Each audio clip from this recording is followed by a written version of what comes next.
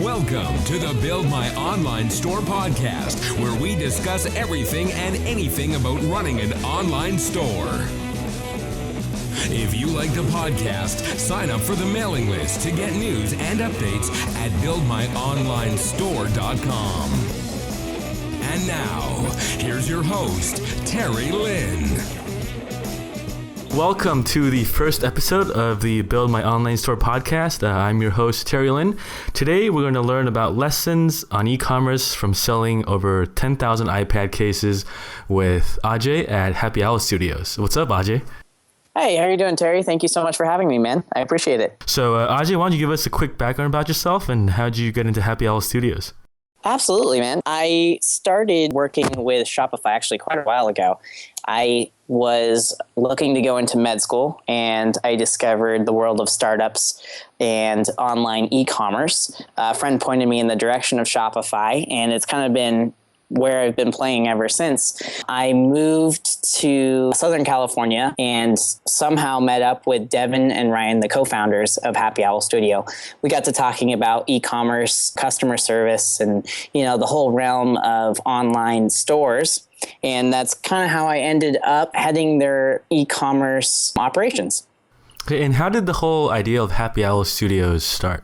This was actually kind of Devin and Ryan's dream, and I am a Apple nerd myself, so it fit in perfectly. Devin worked for Apple for quite a while. He always had a dream of creating his own product, and he never found a case that basically melded the world of business and on-the-go work with a perfect case. So our cases kind of transform that boundary, and they're just kind of a product that you can grab anywhere. It's got your wallets, your credit cards, cell phone, etc., all that good stuff, all the important things, and you just kind of hit the road.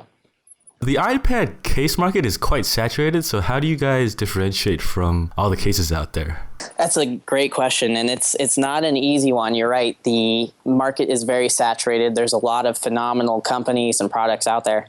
One of our big things we really focus on is brand image, especially with an online business. It's very important to develop your image and your loyalty. We really build up a nice trust with our customers through really pushing great customer service.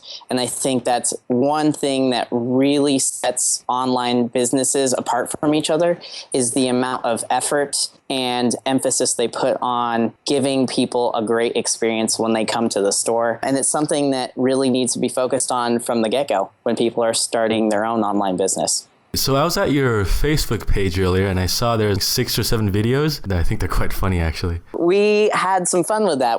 Our other co-founders have been involved in plays and a lot of drama stuff. So we really wanted to transform the product into a personality. And that's kind of where the concept, it's 2 girls, one's a clutch, one's a wallet, and they basically interact. They do this fun cat and mouse game. And it did well. We were excited about the results. It got some great YouTube play and really just added some exposure that we really enjoyed. Just for everyone listening, the videos are on facebook.com/Happy Hour Studios. And basically, if you remember the Mac and PC spoofs, so basically one girl, I believe, plays the iPad and then the other one plays the wallet or the clutch. That's exactly it. It was basically a spoof of that commercial that Apple had a while back with I'm a Mac, I'm a PC. And we transformed that into I'm a clutch and I'm a wallet, our main products. The good thing about this video is every video they end up making out, right? Yes. That started a little controversy, but we're a very open company and we went with it and it turned out great. So we were excited about the results. Yeah, I think it's definitely funny. It adds a certain flair to your company. Yeah, absolutely. And I think that's important in any business. You need to have your unique quirks and something that people can relate to and really bond with, especially in an online environment where you're not physically interacting with someone.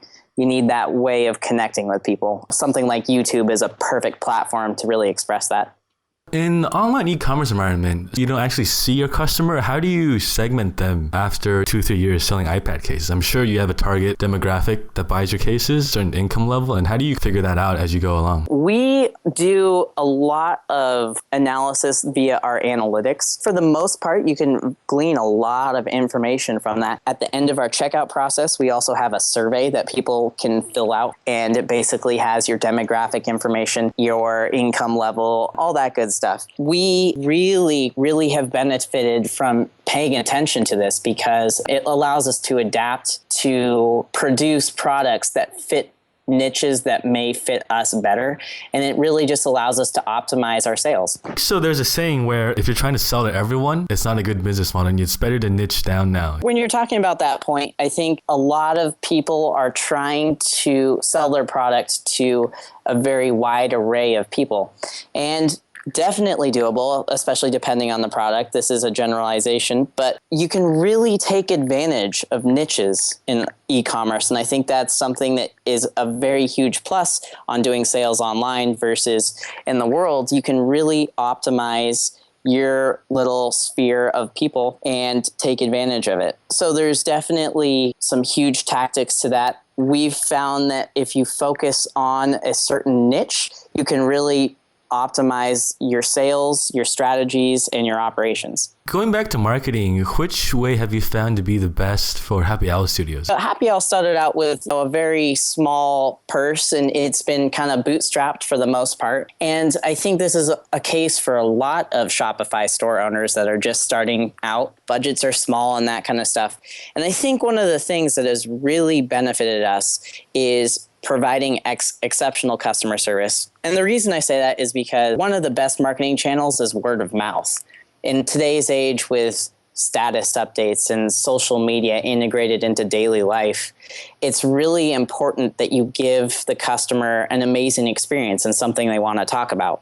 And in that case, especially when your customer base is so small starting out, every person counts. Giving great customer service, word of mouth has been absolutely a huge boost in our sales. And it's been a great way to get our brand out there and really let people know about what we're about. In addition, we've done a lot with email marketing, email newsletters. For instance, we use a service called MailChimp, and it's absolutely phenomenal. We've found that building our mailing list is a huge sales channel, and I highly suggest looking into this as a core integration into your marketing strategy. We found it to be absolutely invaluable, not only for promotions, but also to spread information about new products, even market research. To wrap up, Pinterest has been an absolutely awesome channel that just kind of blossomed in the last few months. Let me dig a little bit into Pinterest because it's quite new. How does that kind of help you guys with marketing? Can you go a little bit more detail? We actually have not done a huge Pinterest push ourselves. And the reason it's been so huge on us is we actually discovered so many people pinning our products onto other people's walls. We weren't really aware of the community until it kind of exploded. And now that we've been introduced to it, we're really pushing a ecosystem or a little environment where we express our favorite design products, our favorite companies, and it creates this little community where people interact, they ask questions about Happy Owl Studio, they visit our site. It's a huge traffic booster. It's a great traffic booster. And the exciting thing about it is people really vouch for your product on Pinterest. They're very interested in seeing it. They're very interested in its design. And it just is a great free platform to get your name out there. Would you have any idea if Pinterest traffic converts better than, say, Facebook or Twitter or other forms of marketing? I am not familiar in Happy Owl's case, although I have read a lot of information saying that Pinterest traffic is actually a very strong driver over time. With Facebook and Twitter, you have this spike when something releases and then you have a drop off. Pinterest, on the other hand, has a lot more long-term traffic driving to your site. So once you pin something, it's on your wall forever. And Facebook, Twitter, it gets spammed with so much content now with everyone having hundreds of friends.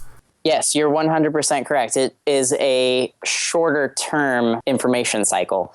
Pinterest is a very much extended one. So let's go back to customer service a little bit. For someone just starting a store, how do we actually deliver great customer service? This is a good question, and I think this is something that needs to be strategized from day one. When you're initially starting a store, you have 9 million things to do, and customer service oftentimes ends up being an email address, and that's it. The big thing that we have done is created a ticket system. We use a service called Zendesk.com. There's another great one called Desk, and it's really been a huge resource for us because it organizes everything. It keeps everything in one spot. It allows us to respond in a timely and fast manner and really just provide great customer service that people are very surprised about because we're such a small team. I am the one that runs it for the most part, and I can handle a lot of tickets in a very fast amount of time simply because the whole system is really very robust and already in place. And it really just gives the customer this sense of security and understanding that you stand behind your product and you'll do anything to make sure that they're happy. And that is really what drives them back a second, a third, a fourth time. And that is absolutely essential to have in growing an online business. Happy Hour Studios has sold way over 10,000 iPad cases. And how do you determine when to have a full-time customer service guy, or do you just bootstrap this as a solopreneur? You want to have great customer service. You do need someone to be pretty dedicated to following it. That being said, with the new tools out there, such as Zendesk, I have all of my tickets on my phone, my iPad, my computer. I can access it anywhere at any time. And that ability allows you to be very flexible with how you handle it. We added the customer service department after about a year. There was a lot of volume. And I think the thing that really determined that was it was detracting from very important things such as distribution, fulfillment, marketing. There's a wide spectrum of hats you have to wear as a startup company. And when one starts outweighing another one and you need to have both of them equally important, it's time to start considering adding some extra hands. And so let's switch over to a little bit about sourcing. So can you tell us about how Happy Owl Studios makes the cases? Are they made in the US? Are they made in China? Or we are currently designing everything here in the States. Devin, Ryan, and Amy were kind of the heads behind the wallets, the clutch, the leather shell, all our major products. And we manufacture in China. We are currently shipping throughout the United States and Canada, and we've kind of expanded into international countries via distribution channels. We are shifting our model a little bit. We are creating a product called the Cash Box, which is a register for your iPad. Really excited about it. And it's being manufactured actually by ourselves in San Diego. It's very hard to manage manufacturing with such a distance and a language barrier. So we are not shifting our whole production run, but we like to focus some of our new product lines on things we can make ourselves in the States. Now, what are some of the challenges of manufacturing in China? I think one of the big things besides time difference is simply trying to troubleshoot, a manufacturing problem in the product, something was wrong, is very hard with an email account. It's one of those things that if you were there in person, you could solve it in a few minutes. If you're doing it over email, it takes a long time. There's a lot of revisions back and forth to resolve a small issue. And that was kind of our big one. And just nailing down who is manufacturing, who is fulfilling. It really helps to have someone in place overseas, whether it be you or someone representing you, because doing it from the States is very remote and it's very hard to manage. What's the timeline from start to manufacturing in your experience? Our experience, it takes a pretty long time from concept to getting a product ready for production, upwards of a couple of months at least, depending on the product and depending on the manufacturer. It's not as clear cut as most people make it out to be. There's a lot of back and forth. There's a lot of changes that need to be made. There's a lot of adjustments. And it's definitely a challenge to do it with such a great distance between you. Can you talk a little bit about the Cash Box? Because I watched the video and it's very cool. So for those listening, the Cash Box is basically an iPad register where you can take credit card payments and get signatures. And it comes with a box for all your cash too, right? The concept really is a lot of people are switching to payment methods such as Square. Intuit just released a payment method, their card reader. PayPal has one. And we really wanted to create a cash register that evolved past what the current standard is. You know, it's been in a very stagnant place so far. And we really thought that the iPad embraced the new wave of POS systems. Basically, it is fully integrated with Square. It's got a cash drawer that is activated with Square. It's got a printer. It's got everything you would need for a standard cash register. And we're making it out of bamboo. It's going to be green friendly, so we're really excited about that. And the concept really is a mom and pop shop or a coffee shop. Really anything that wants to kind of modernize their technology, but have a design flair at the same time. And what's Square? Can you go into a little bit of detail about that for those who may not know what Square is? Yeah, Square is a credit card reader that basically turns an iPhone, iPad, and I'm not positive on this, but I believe an Android device into a terminal where you can accept credit cards, and it basically deposits directly into a bank account. They have a flat fee. It's 2.75%, I believe, and it is an extremely simple, elegant, and creative solution that allows basically anyone to accept credit cards. Yeah, so can you tell us a little bit about the other businesses you're involved in e-commerce? Well, I am currently developing a web application for the Shopify App Store. It's a cart abandonment marketing solution, and I'm really excited about how it's turning out. It's in phase 1 right now, and we're going to be releasing a version pretty soon coming up. It basically allows store owners to follow up with customers who potentially love what you're selling, you know, love your products, love your company, but at the last minute, for a multitude of reasons, decide to bail. So the app basically follows up with them, lets them come back to the store and complete their purchase. Can you tell us a bit more detail how the app works? Does it like send an email or how does it work?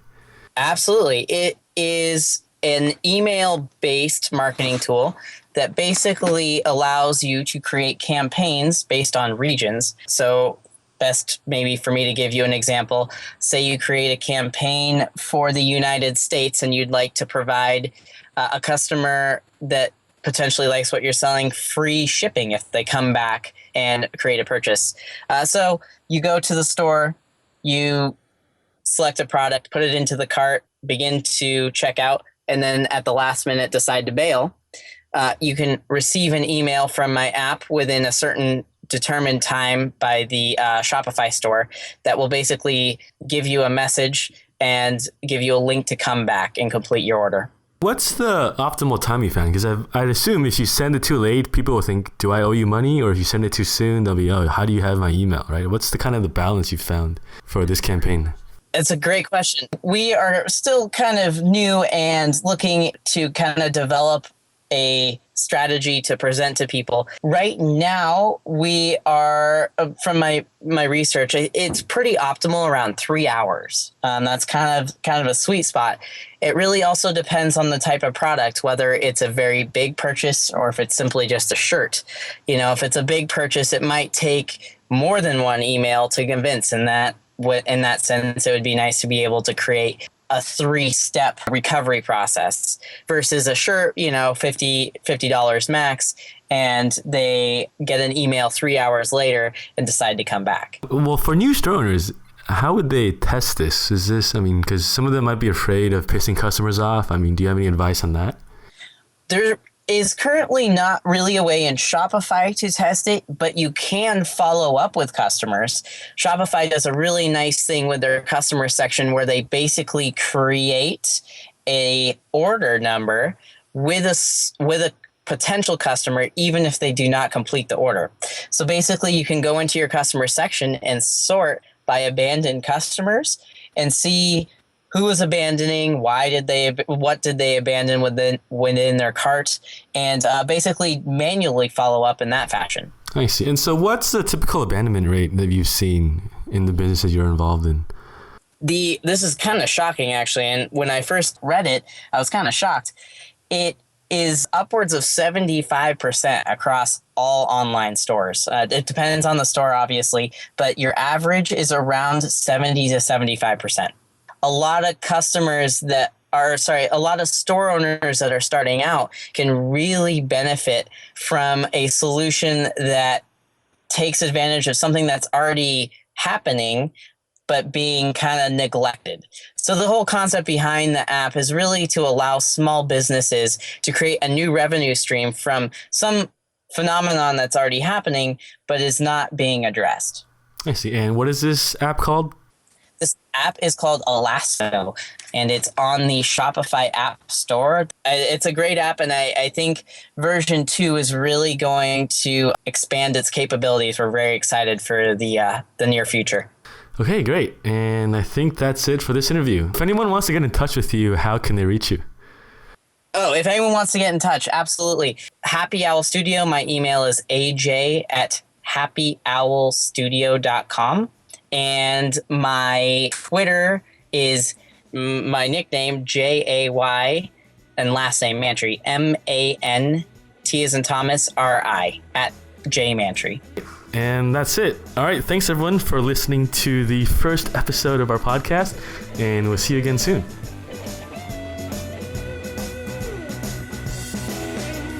To get more information about running an online store, visit our website at buildmyonlinestore.com.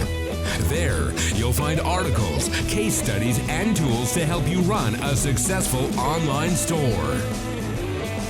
Remember to sign up for our mailing list to get news and updates delivered right to your inbox.